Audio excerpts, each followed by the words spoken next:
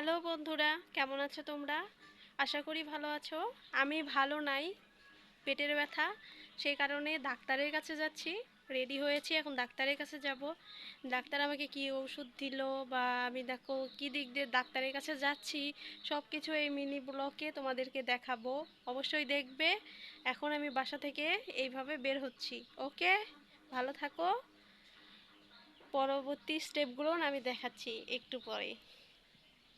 তো বন্ধুরা, আমি বেরিয়ে পড়লাম গ্রামের রাস্তা ধরে ডাক্তারের চেম্বারে যাওয়ার জন্য। মূলত আমি ফার্মেসিতে যাব, একটা ভাইয়া আছে, সে ভাইয়া আমাকে ওষুধ প্রেসক্রাইব করে সব সময়। তো অনেক ভালো প্রেসক্রাইব করে, তো সেই কারণে ওর কাছেই যাচ্ছি। আর এই বিড়ালটা আমাদের বাসার বিড়াল, তো আমি যখনই যাই আমার পেছন পেছন যাই, তো আমাকে আগায় দিচ্ছে।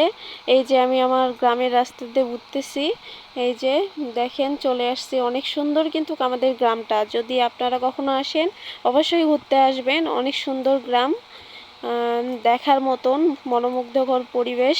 রোদ্দু তো ওই জন্য ভালো করে ভিডিওটা উঠতে পারে নাই, তারপরেও আমি চেষ্টা করব। এখন আমি মেন রোডে আসলাম আর সিএনজির জন্য অপেক্ষা করতেছি কখন সিএনজি আসবে। সিএনজি উঠলে আমি সিএনজিতে চড়ে চলে যাব।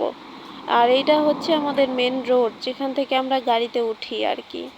এটা বাইপাস মূলত, তা আমি বাইপাস দিয়েই সাধারণত যাই। এই যে আমি এই সিএনজিটাকে আমি থামালাম এবং আমি এখন এই সিএনজিতে উঠব। উঠে আমি আমার গ্রামে যাব, আমি বাজারে যাব আর কি। আমি উঠলাম সিএনজিতে, সিএনজি এখন চলতেছে। আর আমি আপনাদেরকে দেখাচ্ছি আশেপাশের প্রাকৃতিক দৃশ্যগুলো কত সুন্দর। চারিদিকে সবুজ, অনেক সুন্দর। আমাদের বাংলাদেশ যে এত সুন্দর, যা কল্পনার বাহিরে। তা আমি প্রায় চলে এসেছি আমাদের হসপিটালের কাছে। তো আমি আর একটু পরে সিএনজি থেকে নামবো। এই যে এখন সিএনজি থেকে আর একটু পরে নামবো।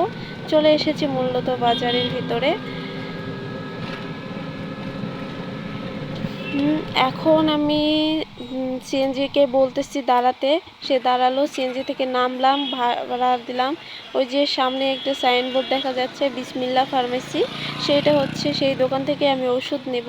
তো বাইরে থেকে দেখতেছি যে সেখানে প্রচুর ভিড়, তো সেই কারণে দেরি না করে আমি একটু বিস্কিট নিতে গেলাম। আমাদের বিস্কিট দরকার তো খাওয়ার জন্য। এই যে বিস্কিট নিলাম আমি আধা কিলো, বললাম যে একটা বিস্কিট দেন। আমি আধা কিলো বিস্কিট নিলাম। বিস্কিট নেয়ার পরে সে আমাকে মেপে দিল। মেপে দেওয়ার পরে আমি তাকে টাকা দিলাম। টাকা দেওয়ার পরে চলে আসলাম ওষুধের দোকানে। ভাইয়াকে বললাম আমার পেটের ব্যথা, আমাকে ভালো ওষুধ দেন। তারপরে সে আমাকে ওষুধ দিল। তারপর আমি চলে আসলাম বাজারের মধ্যে রাস্তা দিয়ে, একটু বাজার করে তারপরে বাসায় যাব।